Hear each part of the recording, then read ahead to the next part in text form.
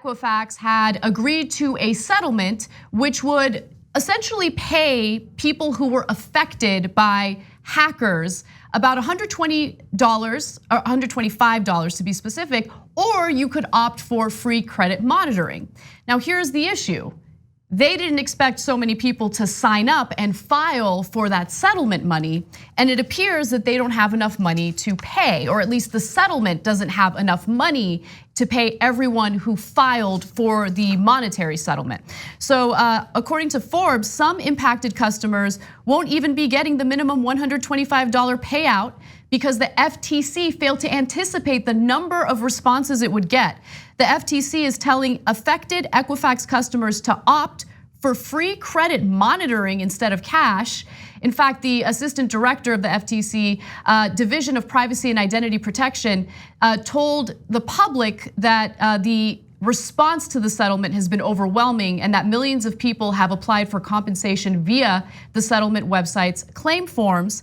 And he says, quote, a large number of claims for cash instead of credit monitoring means only one thing. Each person who takes the money option will wind up only getting a small amount, nowhere near the $125 they could have gotten if there hadn't been such an enormous number of claims filed.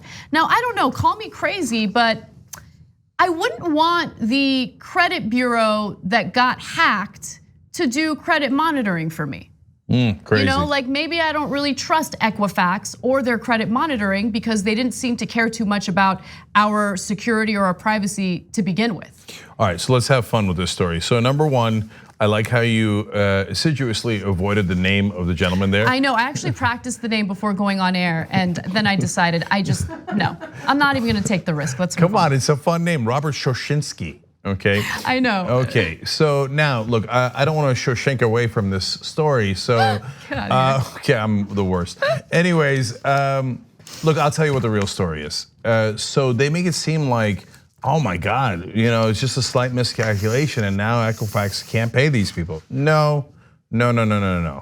At first, when I read the headline, I thought they were saying Equifax can't pay them because otherwise they'll go bankrupt and then they won't have the money to pay them.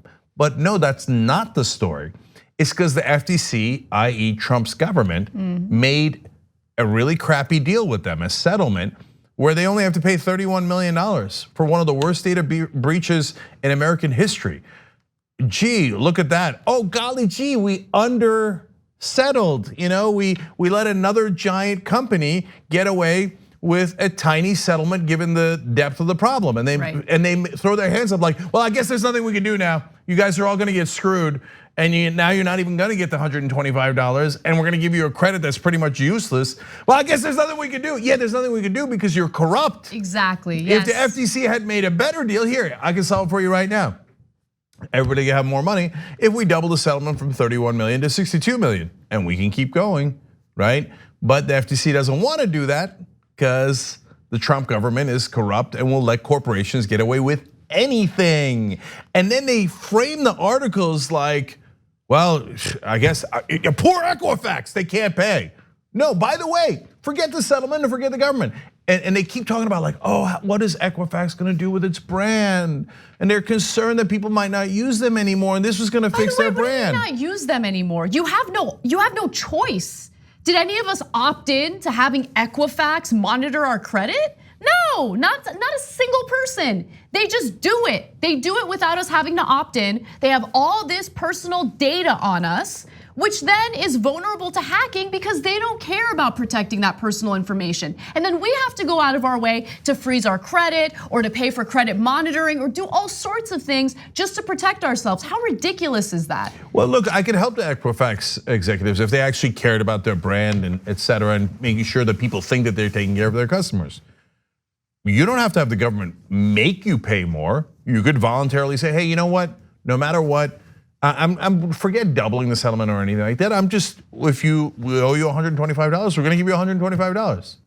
Boom, problem solved. And it's not random people. It's only people who had their data breached, had those costs, and filed. Like it might have happened to me. I'm not filing, right? So only people who were like, it was a significant issue for them and they're filing. It's not random Bob who wasn't affected by the breach at all. So they owe them the money.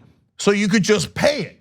No, Equifax is choosing not to pay it, and the government is choosing to do a small settlement with them so that they can get away with it. And now let me explain the tricky pizzicky thing they're doing behind the scenes, because if you did file in order to get that $125, you were supposed to get that money.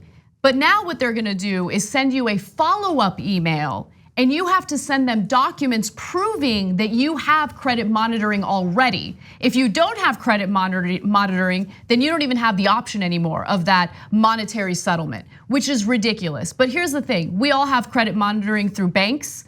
You can do it through services like Credit Karma, which is what I use personally. I really like Credit Karma and it's free. So, and I trust them way more than Equifax's credit monitoring. So just make sure you have those documents ready and respond to that email and get your money, because you're entitled to it if you've been affected by this breach. If you hear us say tricky pizzicky every once in a while in the show, it's a reference to an old political ad from the 1980s in New Jersey. And by the way, the guy Tricky Pizzicky turns out to be a wonderful guy. It was like a Republican smear job against him. But now we can replace it with Tricky Shoshinsky. It doesn't have a ring to it. It doesn't have the same ring. It's so close. Tricky Shoshinsky. Yeah, we'll work on it. Yeah. Okay, but the people who should really work on it is Equifax and the FTC. Yes. 2 easy ways to follow the Young Turks. One is hit the subscribe button down below. Then you're a TYT subscriber. And second is ring the bell. And when you do that on YouTube, you're notified of our videos.